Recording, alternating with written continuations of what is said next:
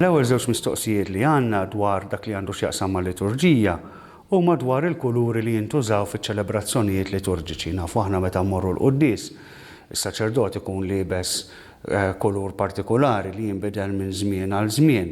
Jista' jkun ukoll anke ċertu sinjali oħra fuq l-artal jew inkella madwar il-presbiterju jindikawna il-kulur tal-ġurnata. Nafu aħna li il-kalendarju tal-Knisja huwa maqsum f'sezzjonijiet, fi żminijiet, u kull żmien jew inkella ċertu jiem ta' festi jew tifkiriet jintuża kulur differenti. Kull kulur għandu tifsira.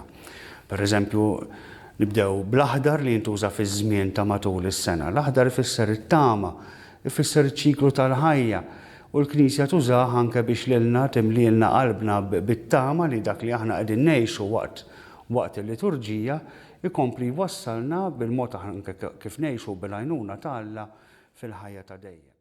Kulur ieħor li jintuża ħafna matul is-sena liturġika huwa l-abjad. L-abjad li jintuża fi żmien ta' wara il-miliet, żmien il-miliet. Jintuża wkoll fi żmien l-Għid, jintuża fil-festi tal-Mulej bħal huma pereżempju it-trasfigurazzjoni, it-tluħ tiegħu fis-sema, il-festa tal-ġisem u d-demm tal-Mulej. Jintuża wkoll fil-festi tal-Madonna kollha. Il-kulur blu mhuwiex kulur komuni ħafna li jintuża minn ċertu ordnijiet u f'ċertu festi partikolari biss. Imma normalment fil-festi tal-Madonna jintuża il-kulur abjad li jista' wkoll kultant anke fl-ilbies tal-qaddisin minflok jintuża l-kulur abjad jintuża kulur id-deb. L-abjad ifisser ovvjament il-preżenza ħajja ta' Kristu fil-Knisja tiegħu, il-preżenza ħajja ta' Kristu, mod speċjali f'dawn iż-żminijiet qawwija bħal huma tal-miliet u tal-Għid, u anke fix-xhieda li taw il-Madonna u anke ċertu qaddisin bħal huma d-dutturi tal-Knisja, il-Verġni, dawk li ma mitux martri. Fil-ħajja tagħhom u fil-mod kif huma għexu din l-istqarrija tal-fidi tagħhom bil-mod kif għexu. Semmejna l-martri li jintuża l-kulur aħmar fil-festi tal-martri, imma il-kulur aħmar ma jintużax biss fil-festi tal-martri, jintuża wkoll, pereżempju fil-ġimgħa l-kbira, meta aħna niċċelebraw il-mod solenni t-tifkira tal-mewt tal-Mulej. U jintuża wkoll fil-festi tal-Ispirtu Santu bħalma hu Pentekoste. L-aħmar jirrifletti ħafna nar iħeġġeġ. U ovvjament fil-festi tal-martri hemm riferenza qawwija parti għar-rebħa tagħhom, rebħa li twassalhom biex isiru jixbħu l-Kristu Sultan li sar Sultan fuq is-salib, imma wkoll hemm referenza għad-demm li huma xerdu għall-fidi. Imbagħad għandna l-kulur il-vjola.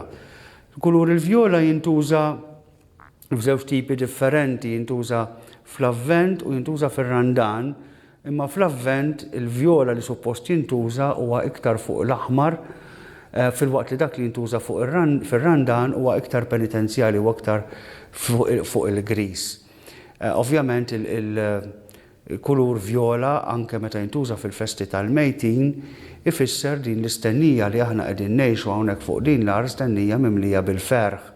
Stennija li aħna naraw fiha il-laqgħa tagħna ma' Ġesu li għad trid isseħħ, imma hija stennija li timlielna qalbna b'ħafna ferħ u b'ħafna għena aħna nħarsu l-qudiem lejn din il-laqgħa tagħna miegħu għalhekk anke jagħmel sens li jintuża fiċ-ċelebrazzjonijiet tal-funerali pereżempju u anke fit-tifkiriet tal-mejtin.